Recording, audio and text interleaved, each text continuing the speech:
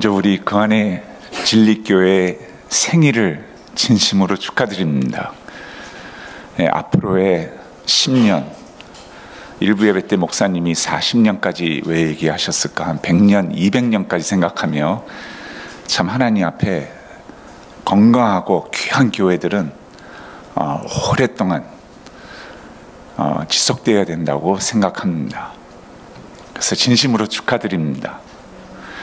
지금 이 코로나 시대에 많은 사람들은 자신의 연약함, 아무것도 할 수 없는, 그리고 예측 불가한, 과연 이것이 언제 끝나고 또 이런 것이 또 올까, 우리의 삶의 패턴과 모든 것을 바꿔놓는 것뿐만 아니라 많은 사람들은 근본적인 생각으로 돌아갑니다.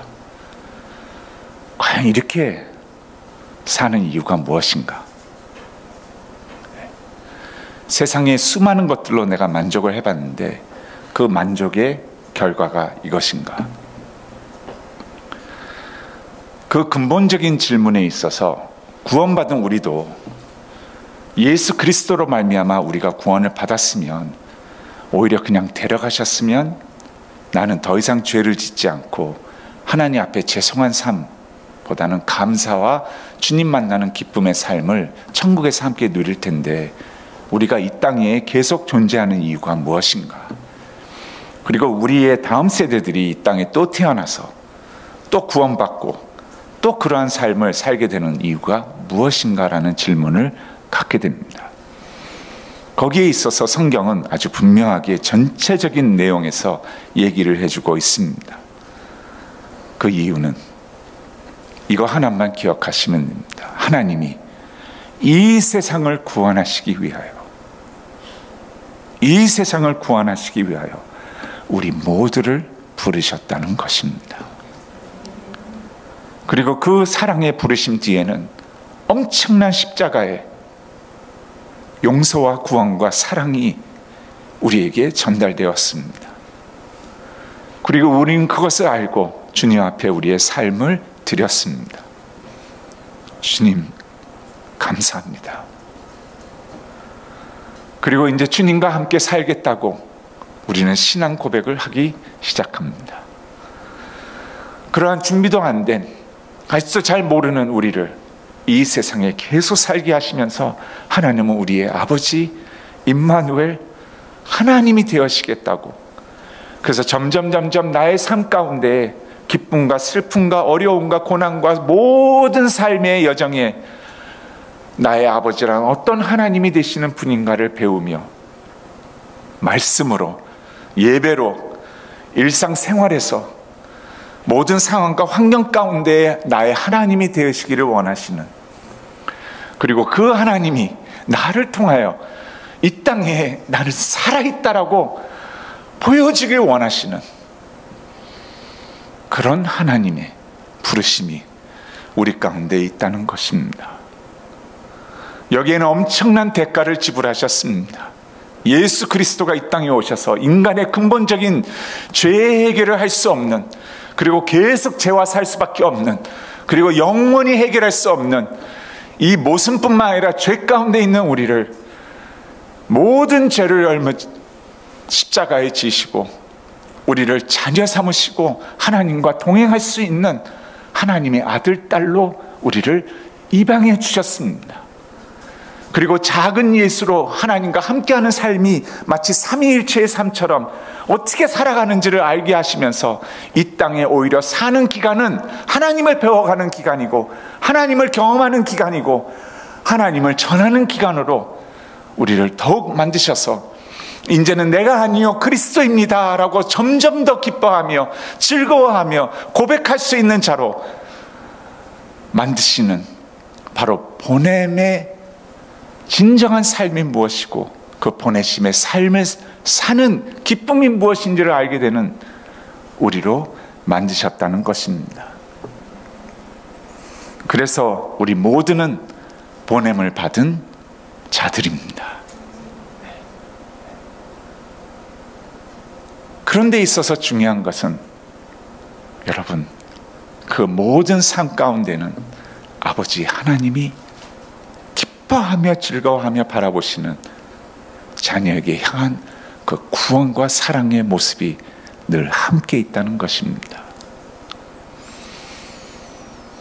로마서를 보면 10장에 사도 바울이 구약에서 이미 외쳐진 것을 토대로 말씀을 전합니다. 같이 보겠습니다. 로마서 10장입니다. 로마서 10장 13절에서 15절입니다. 짧기 때문에 우리가 한 목소리로 같이 읽겠습니다. 로마서 10장 13절입니다. 시작. 누구든지 주의 이름을 부르는 자는 구원을 받으리라. 그런즉 그들이 믿지 아니하는 이를 어찌 부르리요? 듣지도 못한 이를 어찌 믿으리요? 전파하는 자가 없이 어찌 들으리요? 보내심을 받지 아니하였으면 어찌 전파하리요? 기록된 바 아름답도다 좋은 소식을 전하는 자들의 발이여 함과 같으니라. 아멘. 이것은 사도 바울이 이사야서의 말씀을 갖고 와서 이 말씀을 전하는 것입니다. 이사야서 52장 7절을 보면 이렇게 말씀하십니다. 좋은 소식을 전하며 평안을 공포하며 복된 좋은 소식을 가져오며 구원을 공포하며 시온을 향하여 이르기를. 여러분, 이 좋고 복되고 외치는 이 소리가 뭐입니까? 내 하나님이 너와 함께 통치하시느니라 하는 것입니다.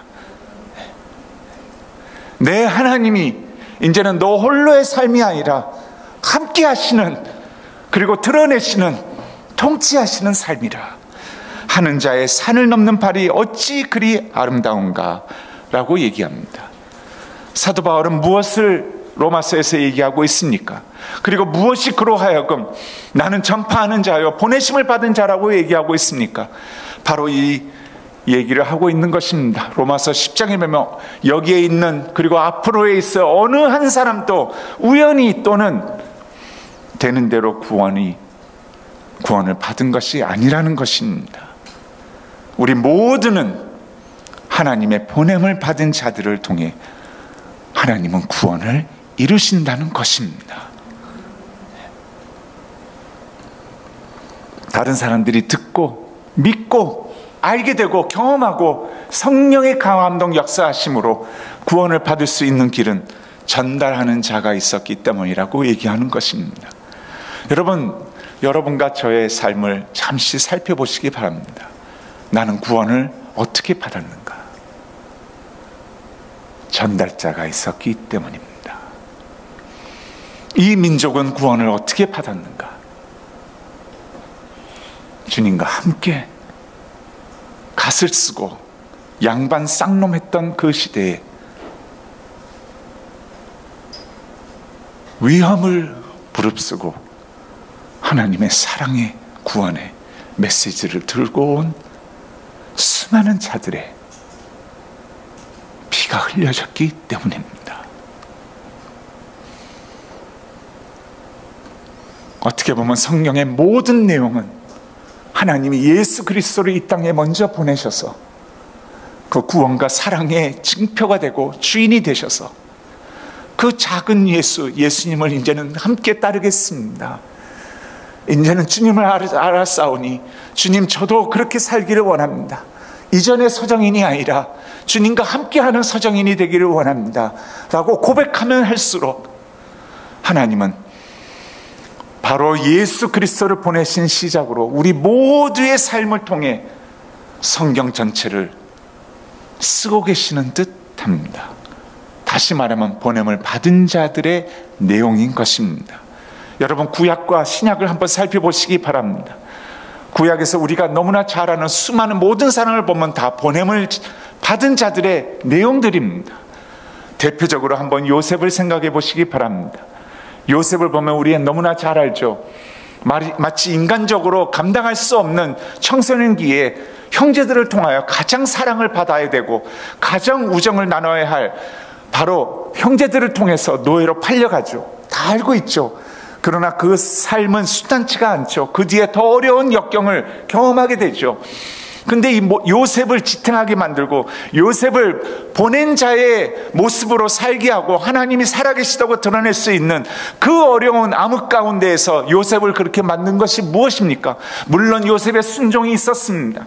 물론 요셉이 하나님을 붙잡은 것도 있었습니다. 그러나 항상 그 어려운 가운데 나타나는 구절을 보면 하나님이 요셉과 함께 하시더라. 하나님이 요셉과 함께 하시더라. 이 구절이 반복되어 계속 나옵니다. 결국에는 당신이었군요. 그 구원의 시작으로 나를 지금도 붙들고 계시고 앞으로부터 붙잡을 것이며 영원히 당신 만날, 그리고 나의 어려움과 수많은 이 모든 것은 당신과 함께하는 삶을 더 힘든 가운데서 즐기며 드러내며 살게 하기 위한 것이었군요. 그리고 때가 되었을 때 하나님은 요셉을 국무총리로 세우십니다. 그러면서 그 주변에 기근이 들립니다. 그리고 주변에 있는 나라들이 애굽으로 와서 식량을 달라고 요청합니다. 그때 가족 상봉이 이루어지죠. 여러분, 이 내용을 다 알고 있죠. 이때에 요셉이 한 말을 들어보시기 바랍니다. 창세기 45장 4절에 기록되어 있습니다. 요셉이 형들에게 이르되 내게로 가까이 오소서. 그들이 가까이 하니 이르되 나는 당신들의 요셉이니 당신들이 애굽에 판 자라. 5절에 얘기합니다. 당신들이 나를 이곳에 팔았다고 해서 근심하지 마소서, 한탄하지 마소서. 여러분, 그 이유를 얘기합니다. 같이 읽을까요? 하나님이 생명을 구원하시려고 나를 보내셨나이다. 하나님이 생명을 구하시려고 오늘을 생각하며 나를 당신들보다 먼저 보내셨나이다 라고 얘기합니다. 그러면서 6절에 보면 이 땅에 2년 동안 흉년이 들었으나 아직 5년은 밭갈이도 못하고 추수도 못할지라. 7절에 보니까 또 이렇게 얘기합니다. 하나님이 큰 구원으로 당신들의 생명을 보존하고 당신들의 후손을 세상에 두시려고 나를 당신들보다 먼저 보내셨나이다. 8절에 그러면서 결론을 얘기합니다. 그런즉 나를 이리로 보내신 이는 당신들이 아니라 하나님이십니다 라고 얘기합니다. 여러분, 3번이나 반복합니다. 나를 하나님이 보내셨습니다. 먼저 보내셨습니다. 당신들이 아닙니다. 하나님이십니다. 이유는 당신의 생명과 구원과 당신들의 후손들의 그 살아있음을 보여주기 위하여 나를 먼저 보내셨습니다. 뚜렷한 목적이 있었습니다 라고 얘기하고 있는 것입니다. 이것은 보냄의 분명한 보냄을 받은 자의 삶의 태도이고, 그 마음을 가졌을 때 결국에는 그 고난 가운데서 깨닫게 되고, 하나님이 왜 나를 이 엄청난 일들을 겪게 하시며 그래서 그릇을 만드셔서 국무총리로 세우셨고, 그 그릇이 되었고 하나님의 때가 되었을 때 하나님은 보란듯이 그 고난 가운데서 이겨내게 하는 드러나는 하나님이신 것뿐만 아니라 때가 되었을 때 민족을 구원하는 나를 먼저 보내신 하나님의 계획이 있었습니다라고 얘기하는 것입니다. 구약의 모든 인물들을 보시기 바랍니다. 신약의 인물들을 보시기 바랍니다. 요셉 뒤에 모세가 나오죠. 민족을 구원하죠. 여러분, 그리고 사사시대 때의 민족을 구원하죠. 이스라엘의 상징이 무엇인가요? 열방들에게 있어서 이스라엘을 선택하십니다. 그리고 이스라엘들에게 축복을 하시고 항상 같이 움직이시고 하나님의 통치가 이스라엘 가운데 있게 됩니다. 열방들이 그걸 보며 두려워합니다. 그 하나님을 자기네도 갖기를 원합니다. 이스라엘이 보면서 하나님의 살아계심이 그 안에서 드러납니다. 그러면서 하나님의 통치가 이루어지는 것을 열방들을 보고 그 하나님을 찾게 됩니다. 사사시대가 지나고 선지자들이 그 외침을 이어가기 시작합니다. 예수 그리스도가 오십니다. 오셔서 그 예수 그리스도의 제자들이 사도가 되어서 바로 이 보냄을 받은 자의 모습으로 살겠다고 하나님 앞에 헌신하는 자를, 예수님은 사도들을 파송하는 것을 우리는 다 기억합니다. 그것이 마태복음 28장 18절서부터 20절에 기록되어 있죠. 예수께서 나와 말씀하여 이르시되 하늘과 땅의 모든 권세를 내게 주셨으니 그러므로 너희는 가서 모든 민족을 제자로 삼아 아버지와 아들과 성령의 이름으로 세례를 베풀고 내가 너희에게 분부한 모든 것을 가르쳐 지키게 하라. 볼지어다 여러분, 내가 세상 끝날까지 너희와 항상 함께 있을지니라. 이것이 성경의 내용입니다. 그리고 사도들을 파송한 뒤에 사도행전의 내용이 무엇입니까? 사도행전은 신약의 전체를 얘기합니다.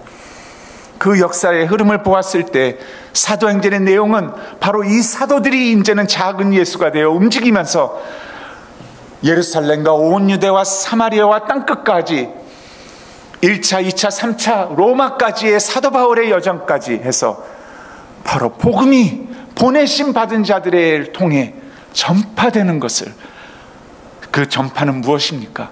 하나님이 우리와 함께 하십니다. 그래서 어떠한 어려움과 고통과 어떠한 기쁨과 즐거움 가운데에도 나의 주인 되신 하나님과 사는 기쁨과 즐거움은, 천국계에 함께하는 나의 아버지와의 삶은 구원 이상의 삶입니다 라고 드러내는, 그리고 그 영광을 받으시는 그들의 이야기를 사도행전 1장서부터 28장까지 기록되어 있는 것입니다. 그리고 신약의 내용은 거기서 끝납니다. 그러면 29장이라고 발표하는 교회들의 내용이 무엇인가요? 여러분, 그것은 보냄을 받은 자들의 삶의 이야기를 기록한 그 후에 여러분과 나의 이야기가 될 것입니다. 하나님은 지금도 기록하고 계십니다.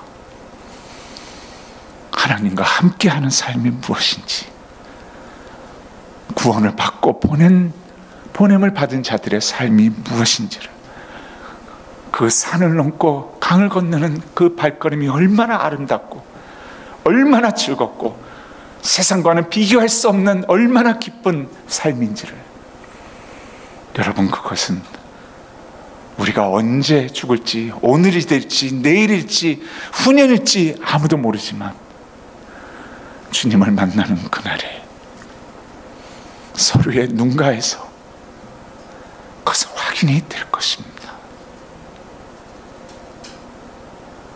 구원받고 은혜 받은 그 감사와 거기에서 마땅히 드려져야 할 삶의 고백이 아버지의 눈빛에서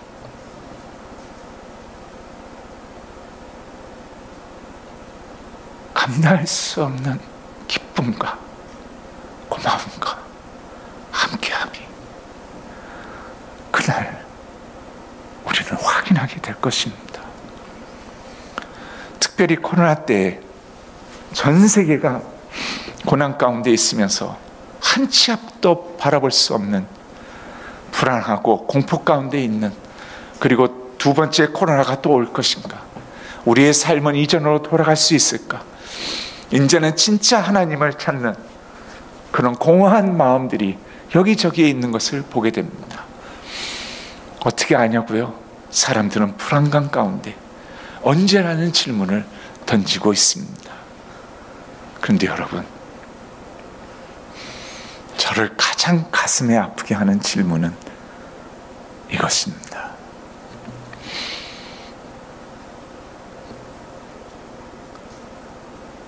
너희 하나님은 어디 계시느냐? 마치 우리 믿는 자들이 하나님을 모르는 자들과 거의 비슷한,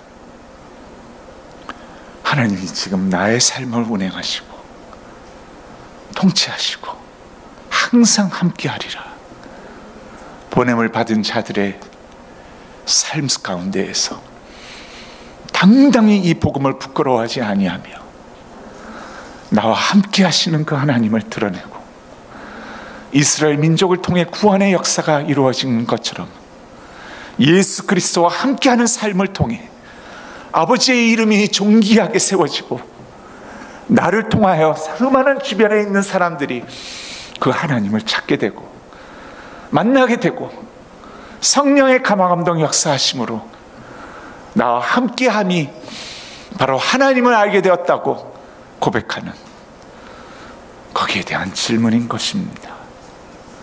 그래, 너희 하나님은 살아계시느냐 하는 것입니다.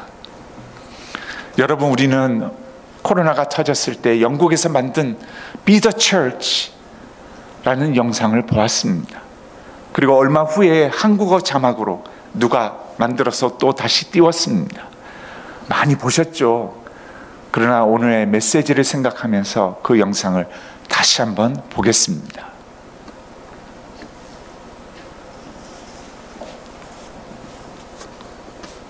The church has often been called a hospital for the sick. And the Western world is more sick than ever before. Not just with COVID-19, but with a pandemic of fear. Likely end up infecting most people in the world. Very concerning. You're concerned? Very. Coronavirus panic shopping. Yet for the first Sunday in history, many church buildings look like this. Virus has church after church Dozens cancel Sunday services because of the outbreak. Will be suspended. What does this mean for the church and for the world? If the church is a building, then what happens when they're closed? If it's an event, then what happens when they're cancelled? And how do we respond in a world that has never looked so shaken? But could this actually be the church's finest hour? To be what the Bible calls us to be? Because the church isn't a building, and it's not an event. You see, even in the midst of this unprecedented global pandemic, I just want one pack. this is the church. There's no toilet paper in the entire store. We're handing out toilet paper. God bless you. Thank you very much. In the midst of the fear, this is the church. In the midst of isolation, this is the church. The church is awakening. The church is resilient. The church is adapting and discovering new expressions for the gospel to reach further than ever before. We've got a total lockdown. Our church, we're going to gather over Zoom, and then we're actually going to FaceTime our friends and family and share the gospel. I'm checking to see if my neighbors need supplies or prayer, and I'm also using Facebook to reach out to those that I can't get to. Driving home on street corners. Where fear seems to be crippling, there is a hope in Jesus Christ. Everyone can do this right now. Be the church. In a troubled world that needs Christ, it's time to be his hands and feet. Christians, it's time to be the church.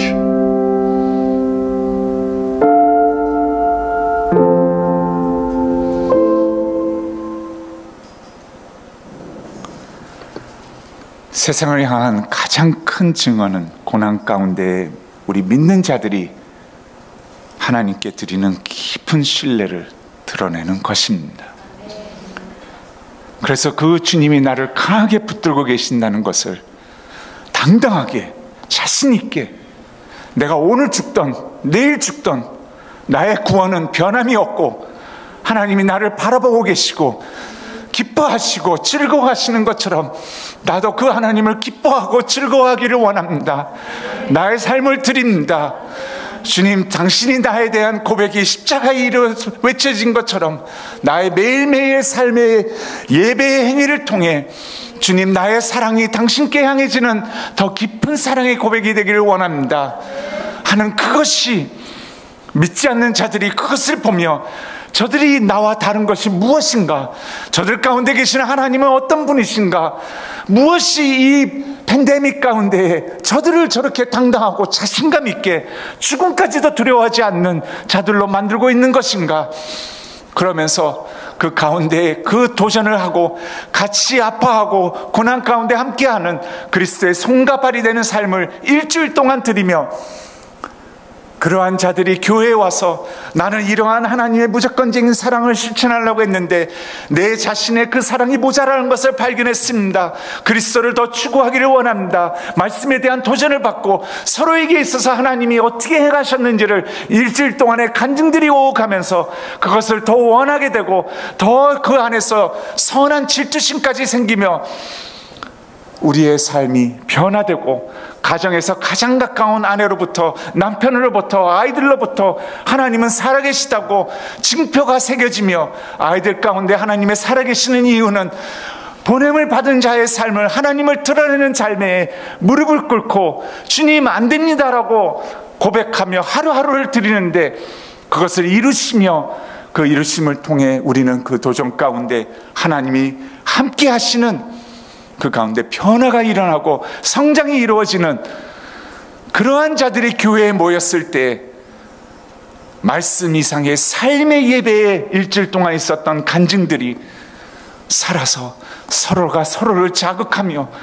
그러한 교회라면 나도 거기에 참여하기를 원합니다 라고 하며 주변에 있는 사람들이 함께 교회에 참여하고 살아계신 하나님을 함께 예배드리고 함께 나아가는, 그것을 얘기하고 있는 것입니다.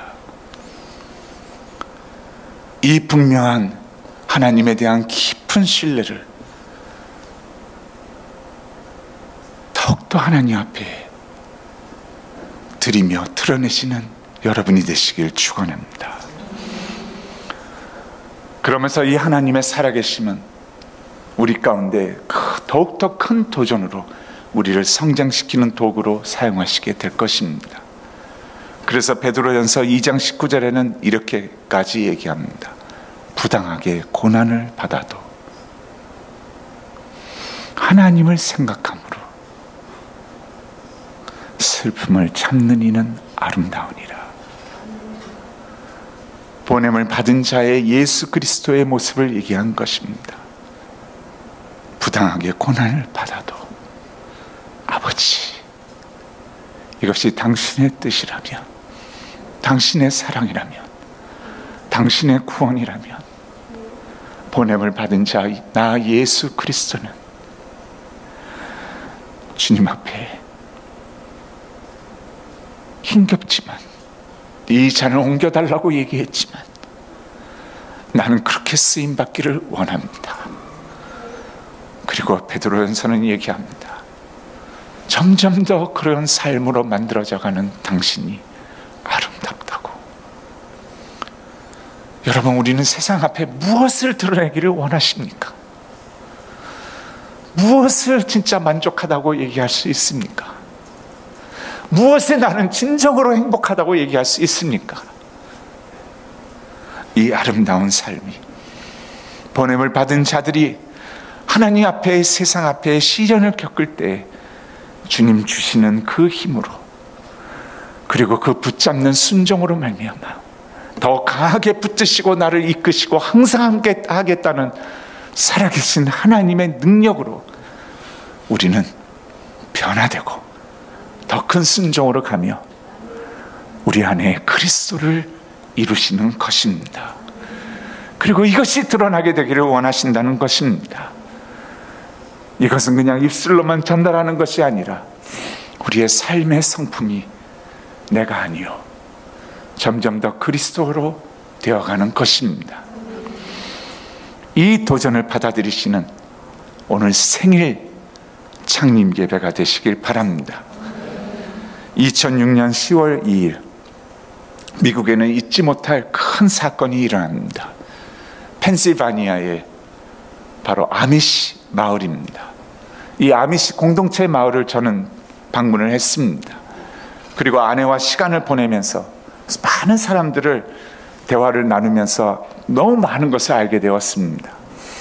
얼마만큼 개신교의 신앙이 철저했는지, 아미시들은 세속화되지 않겠다고 본인들을 선택하며 말씀대로 살겠다고 그 가운데서 최선을 다합니다. 남이 비웃던, 손가락질을 하던 그 삶을 계속 지켜갑니다. 근데 저를 놀라게 한 것 중에 하나는 이겁니다. 16살에서 아이가 18살이 되면 도심으로 1년 이상을 보낸다고 합니다. 그러면 1년 동안 도심에 가서 생활을 하면서 아이들은 선택을 할 수 있다고 얘기합니다. 내가 다시 돌아갈 것인가, 아니면 도심에서 살 것인가. 저를 놀라게 한 것은 97% 이상이 다시 돌아온다고 얘기합니다. 근데 여러분, 이 아미 씨의 얘기는 여기서 끝나지 않습니다. 10월 2일 2006년 어느 한 젊은이가 아미 씨의 작은 초등학교에 총을 들고 들어갑니다. 그때 남학생들은 다 쫓아내고 초등학교 여학생들을 세워놨는데 7살서부터 13살 된 10명의 여자아이들을 칠판 앞에 세워놓고는 총으로 난사합니다. 5명은 그 자리에서 죽습니다. 그리고 5명의 어린 소녀들은 중태에 빠집니다. 그리고 본인은 자살을 합니다. 이것이 미국을 깜짝 놀라게 만들었습니다. 근데 미국을 더 놀라게 한 것은 이 자살한 후의 사건들입니다. 수없이 매스컴이 이해를 할 수 없는 모습으로 이 아미 씨의 마을을 조명합니다. 범인이 절명한 후 몇 시간 후에 아미 씨의 공동체의 사람들이 이 범인이 아미 씨에는 살고 있지 않고 그 근교에 있는 마을에 살고 있는 그 집을 찾아갑니다. 찾아가서 이 살인범 부모님에게 들어가서는 간절히 얘기합니다. 우리가 함께 하겠습니다. 얼마나 놀라셨습니까? 이 슬픈 일을 어떻게 감당하시겠습니까? 떠나지 마십시오. 우리가 함께 위로하고 함께 이겨내겠습니다. 수많은 사람들이 바로 당신을 손가락질하며 힘겨운 삶을 요구할 때 우리가 함께 하겠습니다라고 얘기를 합니다. 이것에 사람들은 놀라기 시작합니다. 그리고 며칠 후에 이 살인범의 장례식이 있을 때 부모와 그리고 이 살인범의 아내, 32살 된 아내와 두 아이가 장례식에 참석을 하는데 여러분, 반 이상의 장례식장을 채운 사람들이 아미시 공동체 사람들이었습니다. 그리고 그 안에는 바로 칠판 앞에서 죽은 아이들의 부모도 그 공동체에 들어가 있었습니다. 이것을 놀랍니다. 원망이나 한마디에 원수를 갚겠다는 그 말은 안 합니다. 한 명씩 한 명씩 미국은 관을 열어서 그 사람의 마지막의 모습을 보여줍니다. 지나가면서 그 부모와 아내의 손을 붙잡고 얼마나 힘겹겠냐고, 우리도 아프다고 힘들다고 하면서 우리가 함께 하겠다고, 하나님은 살아계시다고 하면서 그 한 가족을 위로하며 지나갑니다. 이것에 매스컴들은 또 놀라기 시작합니다. 사회학자들은, 예수 안 믿는 사회학자들이 이것에 있어서 충격을 받고는 이것은 연구 대상이라고 하고는 7년 동안 긴 시간을 연구합니다. 그 이유는 4년 만에 연구를 발표했지만 계속되는 연구는 아직도 이성적으로 논리적으로 이해가 안 된다는 것입니다. 심리학자들이, 사회학자들이 모여서 연구를 했지만 답이 안 나오는데 우리가 4년 만에 발표하는 답은 이거 외에는 없다고, 그러나 이해는 안 된다고 얘기를 합니다. 여러분, 그것의 대표적인 두 답이 무엇인 줄 아세요? 어떻게 이들은 하나님의 사랑과 은혜를 이렇게까지 드러낼 수 있는 사람이 되었을까요? 이들은 아픔이 없었을까요? 원수를 갚겠다는 마음은 없었을까요? 내 딸이 그 자리에서 죽었는데, 중택 가운데 있는데 주님 어떻게 그렇게 할 수 있을까요? 여러분, 사회학자들은 이렇게 결론을 맺습니다. 우리는 이해할 수 없지만 두 가지의 분명함을 이 공동체 안에서 찾았습니다. 그들이 반복해서 얘기하는 것 중에 하나는 눈물 가운데 얘기합니다. 자신을 죽음으로 내몬 그리스도가 우리를 위하여 용서의 이유로, 사랑의 이유로 우리를 용서하시고 사랑으로 품어주셨습니다. 나는 그 예수를 따르는 자로 수날을 울었습니다. 아이를 생각하며 사진을 보며 감당할 수가 없었습니다. 불면증에 걸렸습니다. 우울증에도 걸렸습니다. 그러나 나를 붙잡고 계시는 그 하나님 앞에 이때 나의 신앙 고백이 무엇인지, 이 공동체적으로 서로가 같이 기도하고 같이 위로하고 같이 이해하며 기도로 함께 나는 하나님 앞에 순종하기로 매일매일 순간순간 할 수 없는 나를 움켜쥐고 하나님 앞에 나아갔을 때 하나님은 은혜로 내가 할 수 없는 죄사함뿐만 아니라 용서할 수 있는 이 용기를 매일매일 나에게 심어주었습니다 라고 얘기합니다. 그리고 이들이 어떻게 이렇게까지 할 수 있었는가를 조사했을 때 그리스도가 사랑이라는, 구원이라는 그 이유 하나만으로도 하나님의 뜻이라면 하나님 사랑, 이웃 사랑, 이것이 성경 전체를 얘기하는데 우리의 진정한 이웃이 되어주신 그리스도의 그 사랑을 위해서 자신을 희생하신 것처럼 주님, 나도 희생하겠습니다. 나도 당신의 뜻이라면 이웃을 사랑하겠습니다. 할 수 없는 나를 만들어 주옵소서. 용기를 내게 해 주옵소서. 그 말을 할 수 있게 해 주옵소서. 그랬을 때 어떤 분은 이렇게까지 얘기했다고 합니다. 슬퍼오는 내 가운데 내가 이해할 수 없는, 감당할 수 없는 기쁨의 찬양을 성령이 나에게 심어주셨다고 까지 얘기합니다. 그래 그 슬픔을 기쁨으로 하나님과 함께하는 그것으로 이겨내는, 그래서 로마서에 죄가 있는 곳에 은혜가 더하다고 하는 그 간증을 사회학자들은 예수를, 성경을 모르지만 자기의 신들의 그리스도를 닮아가겠다고 하는 희생에서 나오는 것이었다고 얘기합니다. 그러면서 이 세대는, 우리는 개인주의적이고 소비지향주의며 자기 희생이 아니라 자기 주장을 강조하고 내 권한을 찾으며 나의 이익과 나의 자유를 찾는 이러한 세대에서 하나님을 믿는 이 공동체가 추구하는 그 하나님을 보게 되었다고. 더 이상 비웃는 아미시가 아니라 그 뒤로 수많은 자들이 이 아미시의 공동체를 찾는 하나님이 살아계신 그것이 되었다고 얘기합니다. 여러분, 세상을 향한 가장 강력하게 하나님을 증거할 수 있을 때가 바로 지금입니다. 하나님의 손과 발이 되는 우리의 일상의 행위는 예배의 행위이고 태도입니다. 그래서 점점 그리스도화되는, 그를 닮아가는, 그리고 그러한 자들이 주일에 모여서 그 하나님을 찬양하며 기뻐하며 더욱 말씀 앞에 그렇게 되기를 원합니다. 나를 만들어 주옵소서. 당신의 구원의 그 대가가 그냥 허물어지지 않고 나의 가운데 삶의 주인이 되어 주십시오.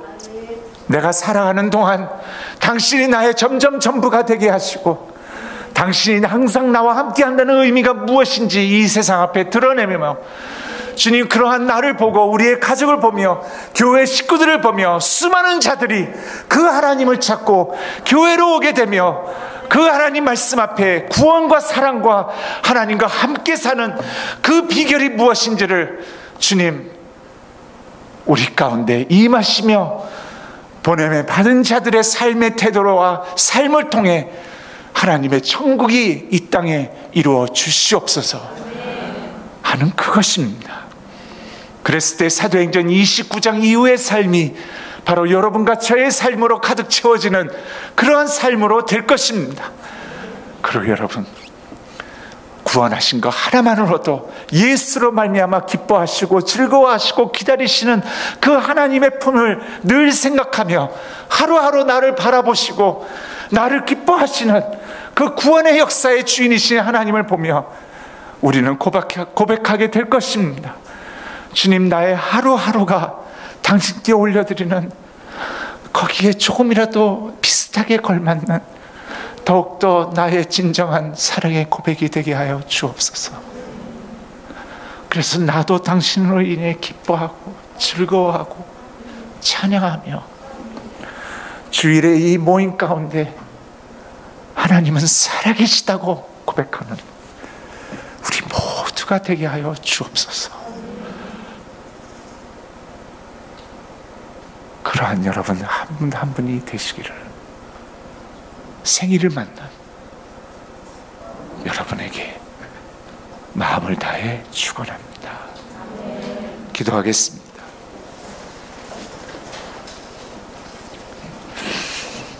하나님 아버지, 저희를 자녀 삼아주신 십자가의 은혜에 감사를 드립니다. 그리고 저희 한 사람 한 사람을 이 땅에 작은 예수로 살게 하시며 자랑스러워하시고 기뻐하실 아버지의 모습을 생각할 때 어떻게 감사를 드려야 할지 모르겠습니다. 저희들 이 어려운 코로나 가운데 주님이 홀로 걸으셨던 십자가의 사랑과 희생을 생각하며 세상을 향해 더욱 힘차게 일어나겠습니다. 예수님의 손과 발이 되어 이웃을 섬기며 잃었던 감사를 회복하며 사는 아버지의 자랑스러운 자녀들이 되겠습니다. 저희들의 삶을 통해 아버지의 이름이 높아지고 모든 영광의 주인이 되어 주시옵소서. 귀하신 예수 그리스도의 이름으로 간절히 기도드리옵나이다. 아멘.